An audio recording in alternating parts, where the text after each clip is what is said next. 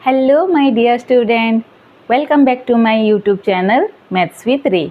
मैं हूं आप सबकी टीचर रश्मिता। आज हम डिस्कस करने वाले हैं क्लास 8 के chapter number 2 linear equation in one variable. ये वीडियो आपका इंट्रोडक्शन वीडियो है। इसमें हम इस चैप्टर को अच्छी तरह से एक्सप्लेन किए हैं। इसमें कुछ बेसिक्स रूल हैं जो आपको समझना बहुत ज़रूरी है। अगर आप उस रूल को समझ जाएंगे तो आपको इस चैप्टर के एक्सरसाइजेस करने में कोई प्रॉब्लम नहीं होगा। आपके लिए एक्सरसाइजेस इजी हो जाएगा। तो चलिए फिर हम स्टार्ट करते हैं। आज हम डिस्कस करने वाले हैं क्लास 8 के chapter number 2 linear equation in one variable. ये इंट्रोडक्शन वीडियो है। इस चैप्टर में हम जानेंगे इक्वेशन क्या होता है, लीनियर इक्वेशन क्या होता है और उस लीनियर इक्वेशन को किस तरह से सॉल्व किया जाता है उस बारे में हम कुछ जानेंगे। तो आप इसे ध्यान से देखिए, मैं इसे आपको एक्सप्लेन करके समझाती हूँ। ओके बच्चों, linear equation in one variable ये जानने से पहले हम पहले जानते हैं अलजेब्रिक एक्सप्रेशन क्या है। आप सब क्लास 7 में ऑलरेडी पढ़ चुके हैं अलजेब्रिक एक्सप्रेशन के बारे में। मैं यहाँ पर कुछ एक्सप्रेशन लिख रही हूँ, आप ध्यान से देखिए। 2x minus 3 4a 7y2x 4y plus 3, ये जितने भी आप देख रहे हैं ये सारे के सारे अलजेब्रिक एक्सप्रेशन हैं, है कि नहीं। एक्सप्रेशन क्या होता है? एक combination of constant and variables, ठीक है ना। यहाँ पर आप सब देख पा रहे होंगे ये x, ये a, यहाँ अगेन x, ये y, ये सब क्या है? ये सब एक एक वेरिएबल है, ठीक है। और साथ में जो है वो कांस्टेंट है, ठीक है। ये तो हम 7th क्लास में पढ़ चुके हैं। अब इसी से ही हम जानेंगे अलजेब्रिक इक्वेशन क्या होता है, ठीक है ना। अगर मैं अलजेब्रिक एक्सप्रेशन को लिख के साथ में इक्वल टू दे के कोई नंबर के साथ में इक्वल करूंगी तो वो होता है इक्वेशन। एक इक्वेशन में ये जो बीच में रह रहा है इक्वल टू साइन, इसको बोला जाता है साइन ऑफ इक्वालिटी, ठीक है। ये होता है साइन ऑफ इक्वालिटी। और ये है, आप जानते हैं, वेरिएबल, मैंने यहाँ पर बताया। ये इक्वल टू के लेफ्ट हैंड साइड के तरफ में जो एक्सप्रेशन है उसको बोला जाता है LHS और इक्वल टू के राइट हैंड साइड के तरफ में जो एक्सप्रेशन है वो RHS, ठीक है। दो एक्सप्रेशन को अलग अलग किया गया है एक इक्वल टू साइन से, ठीक है। इक्वेशन में इक्वल टू साइन यूज होना ज़रूरी है, ठीक है। अभी आपको समझ में आया कि एक इक्वेशन में लेफ्ट हैंड साइड रहेगा, राइट हैंड साइड रहेगा, इक्वल टू साइन रहेगा और वेरिएबल रहेगा, ठीक है। ये होगा इक्वेशन। मैं कुछ और एक एग्जांपल दे रही हूँ इक्वेशन का, जैसे कि आप मान सकते हैं 4x minus 4 is equal to 0, ठीक है। ये भी एक इक्वेशन ही है, ठीक है ना। अभी हम जानेंगे लीनियर इक्वेशन क्या होता है। लीनियर इक्वेशन एक ऐसा इक्वेशन है जिसमें ओनली वन वेरिएबल रहेगा। मैं यहाँ लिख दे रही हूँ, ओनली वन वेरिएबल रहेगा और उस वेरिएबल का हाईएस्ट पावर 1 रहेगा। Highest power of the variable is 1, ठीक है। ये होता है लीनियर इक्वेशन जिसमें एक ही वेरिएबल रहेगा और उस वेरिएबल का पावर 1 रहेगा, ठीक है। जैसे कि फॉर एग्जांपल यहाँ पर देखिए, मैं एक लिख रही हूँ 2x plus 4 is equal to 12, okay. यहाँ पे देखिए, ये वाले इक्वेशन में हम जानेंगे कैसे कि ये लीनियर इक्वेशन है या नहीं। यहाँ पे देखिए एक ही वेरिएबल है जो कि है x, है ना, और इसका पावर है 1, ठीक है। इसी को ही हम बोलेंगे लीनियर इक्वेशन, ठीक है। यहाँ पे देखिए मैं और एक इक्वेशन लिख रही हूँ x² + 1 इज इक्वल टू 4, ठीक है। अब बताइए क्या ये लीनियर इक्वेशन है? नहीं है, क्योंकि यहाँ पर एक ही वेरिएबल तो है ही, लेकिन उसका पावर 2 है, जो कि लीनियर इक्वेशन नहीं हो सकता। ठीक है ना, मैंने आपको बताया लीनियर इक्वेशन वो है जिसका ओनली 1 वेरिएबल होंगे और उसका हाईएस्ट पावर 1 ही रहेगा। ठीक है, पावर यहाँ पे x का 1 नहीं लिखा रहता है, लेकिन अगर वो सिंगल है तो हम जान सकते हैं उसका पावर 1 है। ठीक है, सो अभी देखिए मैं कुछ और इक्वेशन लिख के बता रही हूँ। यहाँ पे हम लिखेंगे 4x minus 3 is equal to 2 plus 2x। अभी ये बताइए, ये इक्वेशन लीनियर इक्वेशन है या नहीं? ये भी लीनियर इक्वेशन है, क्योंकि ये जो x आप देख रहे हैं वो एक ही है, ये 2 वेरिएबल नहीं है, ये एक ही वेरिएबल है x, और ये भी x सेम, इसीलिए एक ही वेरिएबल है और उसका पावर भी 1 है। सो ये लीनियर इक्वेशन है। ठीक है, ओके बच्चों, सो देखिए यहाँ पे मैं कुछ एग्जाम्पल्स ली हूँ क्वेश्चन का, तो इसको किस तरह से मैं सॉल्व कर रही हूँ आप ध्यान से देखिए, आप जान पाएंगे कहाँ पर कैसे क्या यूज करना है। ठीक है, तो यहाँ देखिए मैं पहला एक इक्वेशन ली हूँ x plus 3 is equal to 7। ये एक लीनियर इक्वेशन है। इस इक्वेशन में आप देख पा रहे हैं एक वेरिएबल है जो कि है x। ठीक है ना, सो ये x का जब हम वैल्यू निकालेंगे तो हम जानेंगे वो इक्वेशन सॉल्व हुआ। ठीक है, सो देखिए इसको कैसे करेंगे। यहाँ पर जो वेरिएबल है उसको हमें अकेला रखना है, साथ में उसका एक नंबर है जो है +3। ये नंबर को मैं दूसरी तरफ लेके जाऊंगी तो वो बन जाएगा -3। ठीक है, जब कभी भी इक्वेशन में आप देखेंगे वेरिएबल के साथ में जो कोई भी नंबर होगा वो जो भी साइन में रहेगा, जब वो इक्वल टू के दूसरे साइड में जाता है तो उसका साइन चेंज हो जाता है। ठीक है, सो ये x एज इट इज़ यहाँ लिख दिए हम, इक्वल टू के दूसरे तरफ है 7 एज इट इज़ लिखा गया। ये है 3 7 के पास में जाएगा तो ये +3 है, जब वो दूसरी ओर गया तो वो -3 बन गया।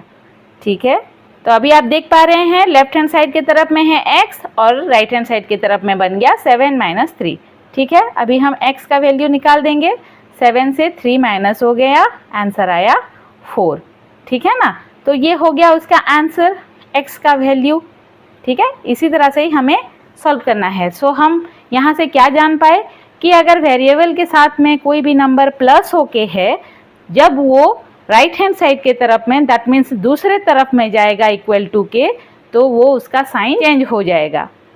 ठीक है, ये जो वैल्यू x का निकला है 4, अब हम चाहें तो इस 4 को यहाँ पर पुट करके देख सकते हैं क्या इन दोनों को प्लस करने के बाद 7 आता है या नहीं आता है, क्योंकि x का वैल्यू 4 है तो 4 + 3 इज इक्वल टू 7 है ना। तो अभी सेम एज हम 2 नंबर को भी करके देखते हैं। यहाँ पर देखिए जो वेरिएबल है y, उसको हमें अकेला छोड़ना है, y एज इट इज़ रह गया। अब इक्वल टू के दूसरे तरफ एक नंबर है तो y के साथ में जो नंबर है वो इक्वल टू के दूसरे साइड में जाएगा। ठीक है ना, सो ये 4 माइनस होके है तो ये जब राइट हैंड साइड की तरफ में जाएगा उसका साइन चेंज हो जाएगा। ठीक है, तो यहाँ देखिए ये आंसर आ गया y is equal to 6 + 4 10। Okay, अब यही y का वैल्यू को हम पुट करके यहाँ देखते हैं क्या ये इसी तरह से निकल रहा है कि नहीं। ये 10 है तो 10 - 4 इज इक्वल टू 6 है कि नहीं। तो लेफ्ट हैंड साइड और राइट हैंड साइड भी इक्वल आ रहे हैं। तो इससे हमें क्या पता चला कि जब कभी भी कोई भी नंबर वेरिएबल के साथ में माइनस होके है और वो इक्वल टू के दूसरी तरफ जाएगा तो वो उसका साइन चेंज हो जाएगा प्लस में। ठीक है, पहले वाले में हमने क्या जाना कि जो प्लस में था लेफ्ट हैंड साइड के तरफ में, वो जब राइट हैंड साइड के तरफ में शिफ्ट हो गया तो वो माइनस हो गया, है ना। तो ये जो शिफ्ट होता है ना उसको हम बोलते हैं ट्रांसपोजिंग।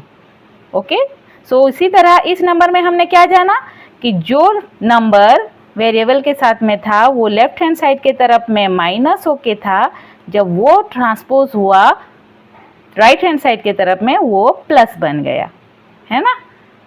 अभी नेक्स्ट देखते हैं हम नंबर 3 पे।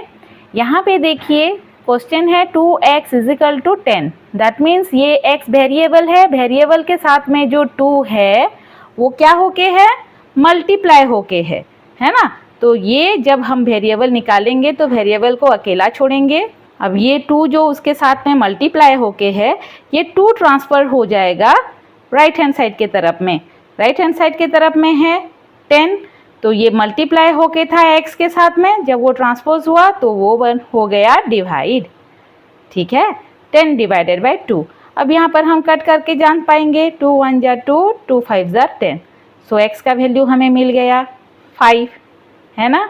अब ये देखिए, ये वैल्यू को भी हम यहाँ पे पुट करके देख सकते हैं, यही आंसर आएगा जो लेफ्ट हैंड साइड की तरफ में है। 2 × 5 इज इक्वल टू 10, है ना।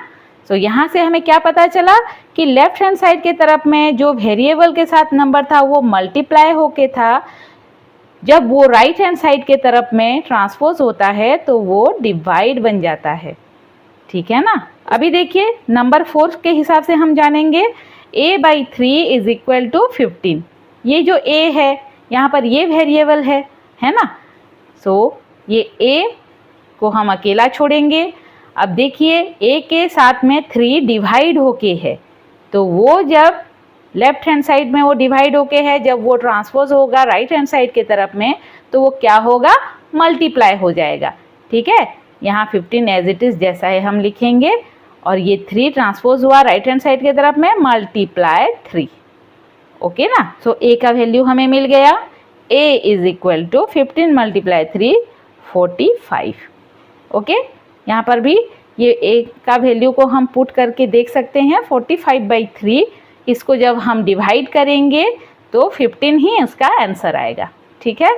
सो इससे हमें क्या पता चला कि लेफ्ट हैंड साइड के तरफ में जो भी नंबर है वेरिएबल के साथ में वो डिवाइड होके है, जब वो ट्रांसपोज होगा राइट हैंड साइड के तरफ में तो वो मल्टीप्लाई बन जाएगा। ठीक है, यहाँ पर 4 हिसाब से मैंने आपको बताया है एग्जाम्पल के साथ। पहले वाले में हमने जाना जो नंबर प्लस में रहेगा वो इक्वल टू के दूसरे तरफ जाएगा तो वो माइनस बन जाएगा। ठीक है ना। ऐसा नहीं है कि सिर्फ लेफ्ट हैंड साइड वाला ही राइट हैंड साइड जाएगा तो चेंज होगा। अगर राइट हैंड साइड में कोई नंबर है वो लेफ्ट हैंड साइड की तरफ में आएगा तो वो भी उसका साइन चेंज करके ही आएगा। ठीक है, प्लस रहेगा तो माइनस में चेंज हो जाएगा, माइनस रहेगा तो प्लस में चेंज हो जाएगा, अब मल्टीप्लाई रहेगा तो डिवीज़न में चेंज हो जाएगा, और डिवाइड होगा तो वो मल्टीप्लाई में चेंज हो जाएगा। ठीक है, इसी तरह से ही आपका एक्सरसाइजेस में भी नंबर सारे आएंगे, आप ध्यान से कर पाएंगे। ठीक है, अभी देखिए मैं कुछ एग्जाम्पल बताऊंगी जिससे आपको और अच्छी तरह से समझ में आ जाएगा। ठीक है, ओके बच्चों, तो देखिए मैंने यहाँ पर 2 एग्जाम्पल्स लिखा है। एक एग्जाम्पल है वन साइड वेरिएबल, ओनली एक ही साइड पे है वेरिएबल, ये लेफ्ट हैंड साइड की तरफ में, और ये है बोथ साइड वेरिएबल, यहाँ भी वेरिएबल है यहाँ भी वेरिएबल है। ये 2 एग्जाम्पल मैं ली हूँ, इसको मैं एक्सप्लेन कर रही हूँ, आप अच्छी तरह से देखिए और समझिए। ठीक है, नंबर 1 में है 5/2x + 4 इज इक्वल टू 24। जब कभी भी इस तरह से क्वेश्चन आता है तो हम सबसे पहले ये करते हैं, वेरिएबल से जितने भी नंबर हैं उन सबको दूर करते हैं एक एक करके। ठीक है ना, और वेरिएबल जो है उसका वैल्यू हमें फाइंड आउट करना है ना, तो उसे ही अकेला करना पड़ेगा। तो देखिए पहले हम इस वेरिएबल वाले से दूर करेंगे +4 को। ठीक है, तो ये देखिए 5/2x एज इट इज़ हम लिख दिए। यहाँ पर साथ में ये 4 प्लस होके है तो वो इक्वल टू के दूसरे तरफ जाएगा राइट हैंड साइड की तरफ में, तो उसका साइन चेंज हो जाएगा, है ना। तो इक्वल टू यहाँ पर 24 जैसे है वैसे लिख दिए, 4 ट्रांसपोज होके आया -4। ओके, अभी देखिए हम इसको सॉल्व करते हैं। 5/2x is equal to 24 - 4 20। Okay, अभी यहाँ पर देखिए x के साथ में कौन है, 5/2 है ना। तो ये जो है नंबर ये भी हमारा राइट हैंड साइड के तरफ में ट्रांसपोज हो जाएगा। ठीक है ना, जो डिवाइड होके है वो इक्वल टू के दूसरे तरफ जाएगा तो वो मल्टीप्लाई होगा, और जो मल्टीप्लाई होके है वो इक्वल टू के दूसरे तरफ जाएगा तो डिवाइड होगा। देखिए किस तरह से होगा, x इज इक्वल टू 20 जैसा है हम वैसे लिख दिए, डिवाइड में कौन है 2, तो वो इक्वल टू के दूसरे तरफ गया, मल्टीप्लाई हो गया। अब मल्टीप्लाई में कौन है 5, वो डिवाइड में आ गया, है कि नहीं। तो अभी देखिए ये 5 है और ये 20 है, ये डिनोमिनेटर में है और ये न्यूमरेटर में है, ये दोनों कट सकते हैं। 5 1 जा 5, 5 4 जा 20। ओके, सो x का वैल्यू हमें मिल गया 4 × 2 जो कि है 8। ओके, तो x का वैल्यू इसी तरह से ही हमें फाइंड आउट करना है, ठीक है ना। तो ये एग्जाम्पल आपने समझ लिया।